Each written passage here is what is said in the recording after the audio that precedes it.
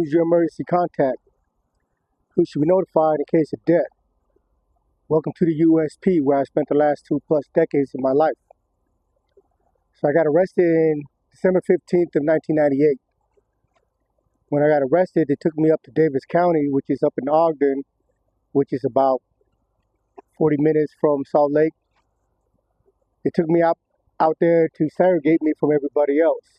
You know, they had arrested a few of the homies, but there were still some that was on the street that they haven't picked up yet. And while I was in Davis County, the warden had called the marshals to come and remove me from his jail. You know, one day I got dressed out thinking I'm going to court, and the head marshal at the time, his name was Martin Monk, and we have a rapport because I had fought my case for like a year and a half, almost 2 years, back in '95 before I got sent out to the feds the first time when I was in FCI Florence. So I'm dressing out, thinking I'm going to court. I'm like, hey man, I didn't know I had court today. He's like, you don't. I was like, so what's going on? He's like, you tell me. And of course, I don't know. I don't know nothing, right? He's like, what'd you do? I said, I don't know what you're talking about. He goes, well, the warden of Davis County had called the marshal's office and told them to come remove me out of their jail. So that's why the marshals came and picked me up that day. So they took me out of Davis County and put me in Salt Lake County. You know, Salt Lake County is where I'm from. You know, I'm from West Valley. So at the time, it was only me that got arrested so far, right? So they put me in Salt Lake County, and when I first come into the county jail, you know, word got out that I was in the county jail, because out here on the streets, I have a lot of enemies, or back then anyway. I don't have any now, you know, but the crew that we was beefing with, you know, they're another Asian gang, but they have, you know, Cambodian, Laos, Vietnamese. They've got some Polis, which are Samoans and Tongans, and they got a lot of Mexicans in their gang. So with the Mexicans that are in their gang, they're related to, you know, they got their cousins that are from Sureños, from Chiques, from Avenues, and all the rest. And with the Polis, the gang that we were beefing with, they had a really tight alliance with the TCGs, the Tongan Crip, out of Glendale, because of one of their homie, rest in peace, Q-Ball. Now, I don't know anything about Q-Ball. I've only met him a couple times, you know, running around the streets or whatever. We never bumped heads or anything, but he was a Laos dude that was in a Tongan gang. And as you know, with anybody that are a different race of the majority of the gang, you have to most of the time be exceptional. You know, if you're a white boy in a Crip gang, in an all-black Crip gang, then you got to be about something, right? Same thing if you're an Asian dude in a Mexican gang, or a Mexican and an Asian dude, and so on and so forth. So, but Q-Ball in '95 had died in a car accident. You know, coming back from California or Vegas or something like that. I don't know all the details, but because of him, his cousins and stuff was in this other gang that we were beefing with. But because of him, they were real tight with the Tongans, with the Tongan Crips out of Glendale. So when I come into the county jail in Salt Lake, you know, word got out that the opposition is here, the enemy is here, right? And because all these gangs that I named off, the Asian gangs that we were beefing with, they're Crips, the Tongans, they're Crips, and all the Sureños that are aligned with this gang, they all wear the blue rag, right? And Utah is about the only place where we see Crips and Sureños function, because out here in Utah, it's unique, or it's different from the environment out in California. You know, in California, the Crips and the Bloods ride with the Norteños, against the Black Hand and the AB.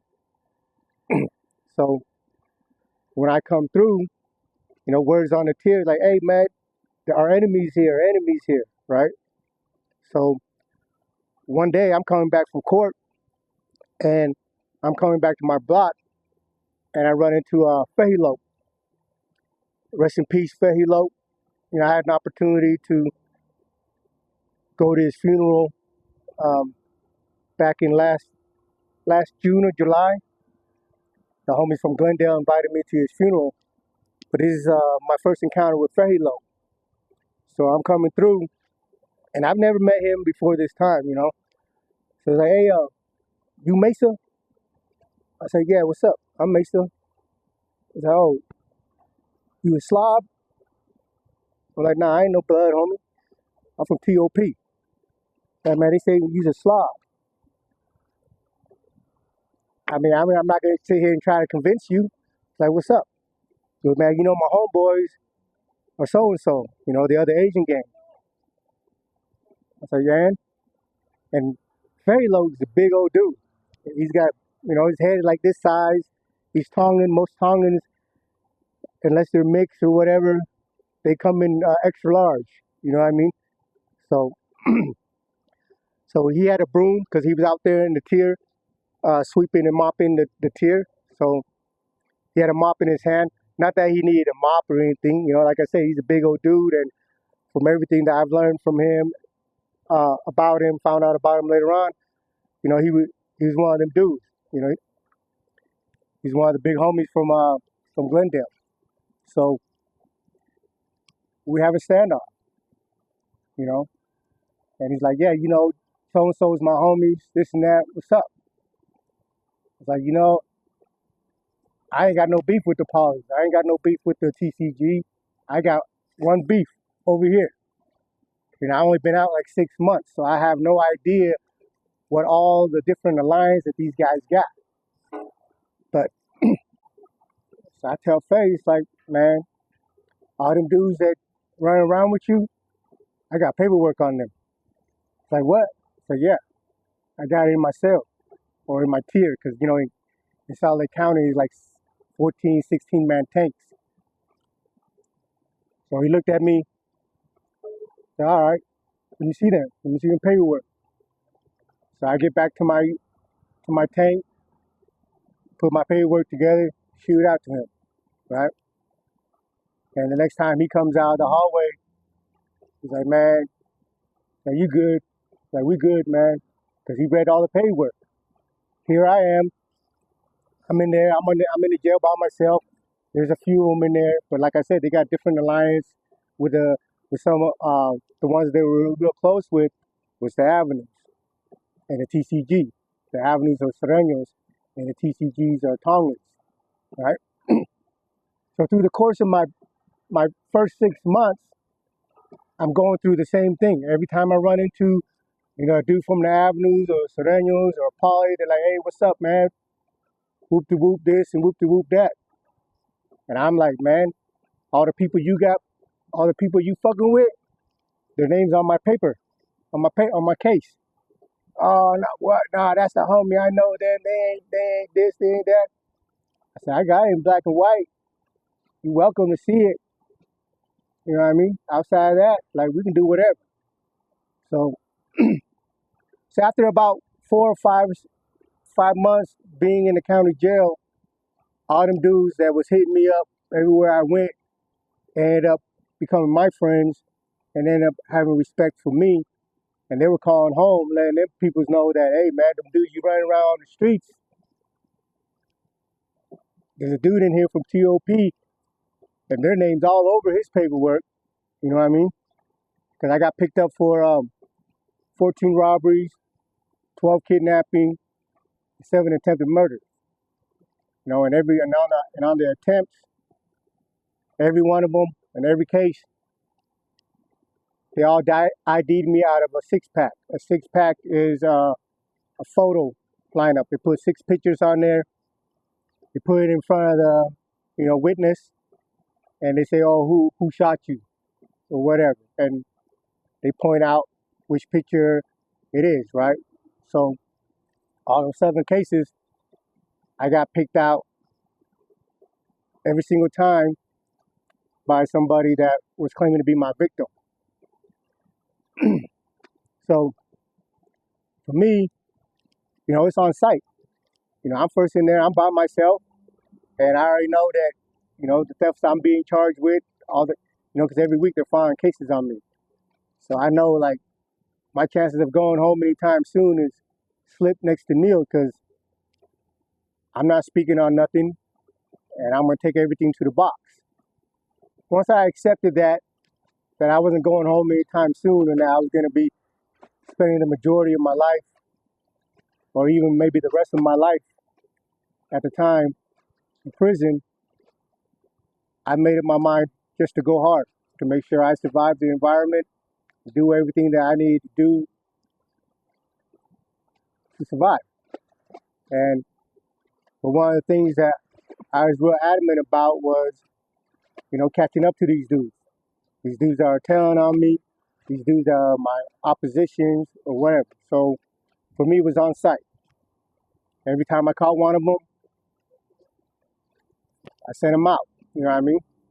So on this particular incident, there was a dude. He was an orderly. So he comes up, and twice a week we get clothing change. They pull us out of our tank, walk us down the hallway, and we grab our new jumpsuit and go into the gym to switch it out. So when I come out of the hallway, after I come out of my tier, I walk down the hallway, you see all the orderlies there. The orderlies are the inmates that are serving time in the county jail, and that's their job. The laundry crew. And one of the dudes in the laundry crew happened to be the opposition. So of course I try to get at him, right? I'm trying to get at him. He's got the laundry cart in front of him, and everywhere I went, he's ducking. So we're like running around the freaking laundry cart like we're playing Ring Around the Rosie or some shit, right? And the CO is right there. Like, I spent, like I said, prior to this, I was already in that county jail for about a year and a half fighting my case back in '95. So a lot of the COs already kind of knew me from back then, right? And how the COs knew me, because back then, and even during the time I'm serving my time now, is sometimes the COs would put a dude in my tank, and they would come up and be like, "Hey, Rick, come here." It's like, "What's up?" Man, why don't you ask that dude what he's in here for, right? Now, every time a CO says that to me, I know the dude in question is in there for some sex shit, you know? Either it's got to do with kids or got to do with women. He's somehow, some way, he's got himself what they call a grape case, right? And, one of the COs that used to do that all the time, I don't want to mention his name just in case he's still working, but he would come up and say, "Hey, Rick, hey, man, ask that dude what he's in here for." I was like, "Oh, yeah?" He goes, "Yeah, I'm gonna take a walk. I'll be back in 30 minutes, right?" And the way our county jail is set up, man, there's only one CO on the whole floor by the elevator. After that, the tiers get broken down. You got C tier, F tier, E tier, and B tier on the second floor. And each of them got 3 tanks, 16-man tanks. So in the old metro, you're not going to see a guard unless your floor got a visit, unless you got mail, and a 10 o'clock count. Outside of that, there's no guards. You're just in a 16-man tank. There's no cameras. It's the old jail. Like, I don't know how else to describe it. It's all bars. You stick the TV stick through the bars to change the TV station. A TV station had the little knobs. You got like 5 stations that you can barely see or whatever. But the CO would come and tell me, "Hey, man, ask that dude, what he's in here for." And he takes a walk, does his little round or whatever. When he comes back, he just cracks the the tiers cell open, and I just roll him out, push the dude out. Because when they say that, I go back to the dude. I'm like, hey man, what are you in here for? And 9 times out of 10 times, they're like, oh, it's a misunderstanding. I'm like, yeah. Where's your booking sheet? Your booking sheet's gonna tell you what are you in custody for. And every single time, I don't know why, but like, oh, I ate it. I'm like, you ate what? You ate your paperwork, you know.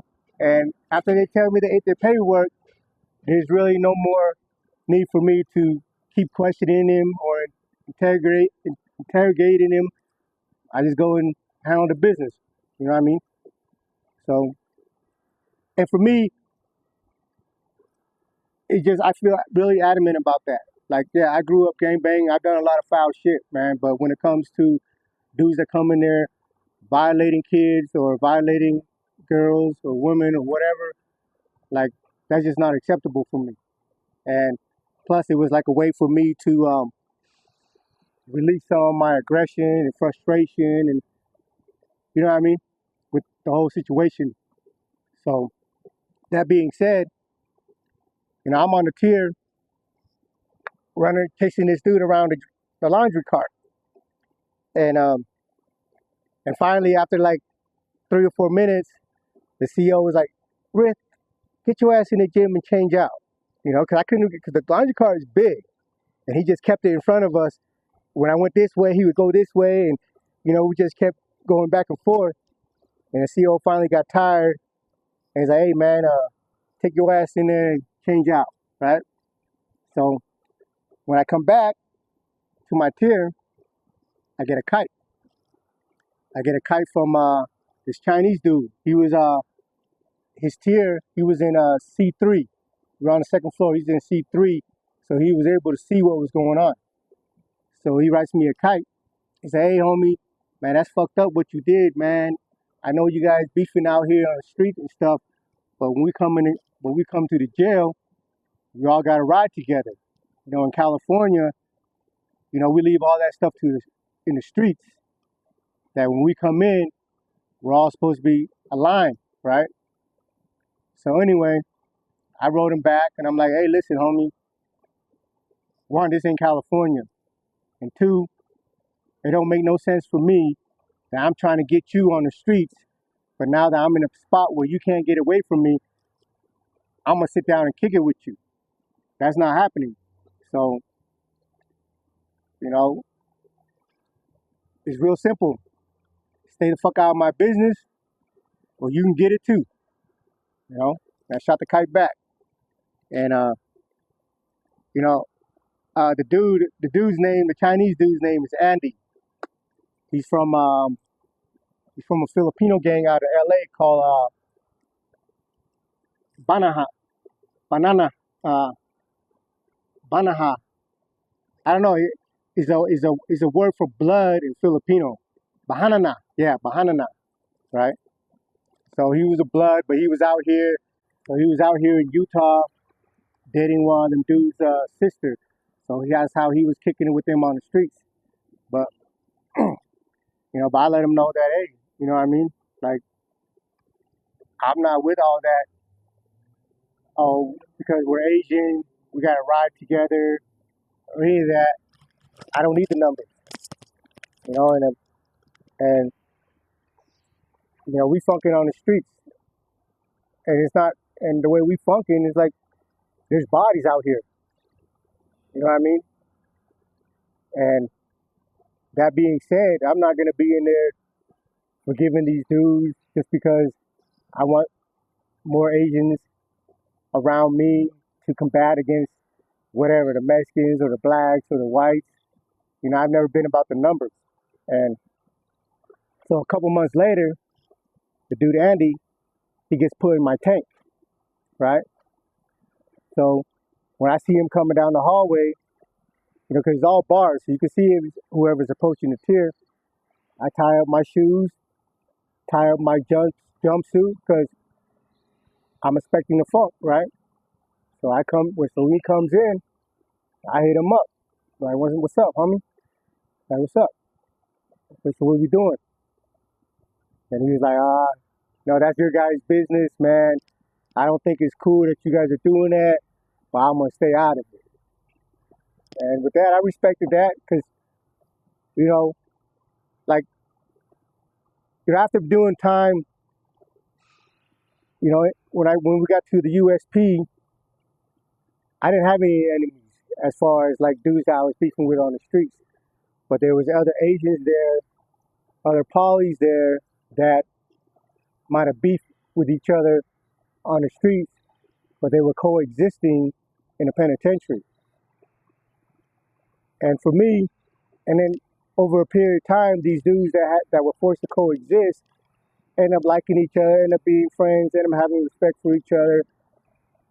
So when I came home this time, I'm like, we're able to get along and be friends or even respect each other in there. Why can't we do it out here? So the reason that I don't have any enemies out here now is because of that mindset. One, I've been gone 25 years, and yeah, I'm almost 50 years old, right? 47. So that's not really the life I want to live anymore.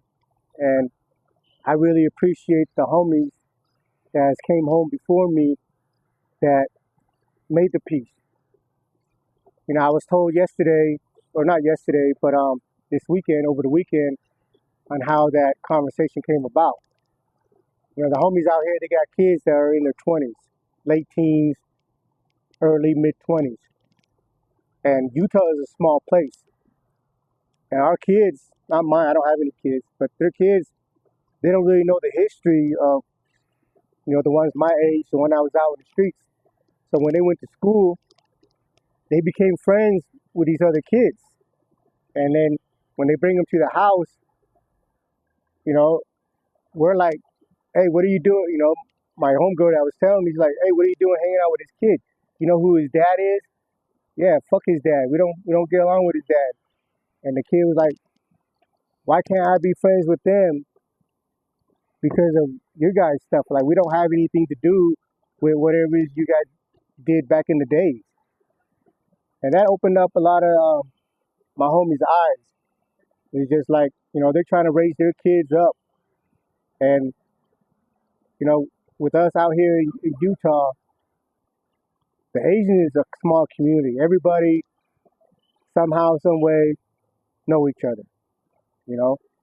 And, they see these kids that aren't guilty of anything, didn't have nothing to do with what we were doing, and it wasn't fair for them to carry our beef. It wasn't fair to their kids for them to say, oh, you can't be friends with so and so because of their dad or whatever. And so they all called a meeting out here. They all came together and we squashed, the situation, the history. But like for me, it's made a better life. Like when I came home, I didn't know anything about that. Like I told you, last New Year's, I went over to Laos New Year's. A couple dudes approached me. I don't remember anybody. I've been gone a quarter century, so I don't know what anybody looks like. But I'm out here on YouTube and Facebook, so everybody knows what I look like. And a couple dudes approached me and they're like, "What's up, man?" And in my head, I'm like, "Well, here we go, right?" But dude stuck out his hand. He's like, "Hey, man, my name's so and so. We used to phone back in the days, but I'm not on that kind of time no more. You good?" And regardless of how I used to feel or whatever, I have to respect that. I have to respect a man coming up and extending that olive branch, you know. So to all the homies out here, to my homies and everybody else, man, I appreciate what you guys done, as far as making it a living environment for us, as far as stopping the chaos and the craziness and understanding and evolving and being better. I really appreciate that because that the things that they've done before I came home has allowed me to be able to do and move around in the space that I'm moving around in. allowed me to have some peace of mind, and is allowing me to be able to go to any community and do the work that I really feel that is important with the Day One Utah guys. We're trying to find a way to save these kids from ending up where we've been. I hope you guys enjoyed this episode. Thank you for always tuning in. I'm going to try my damnedest to be more consistent. But as you can see, in the back of me is my shop, and it's a lot of work, man. But until next time, welcome to the USP.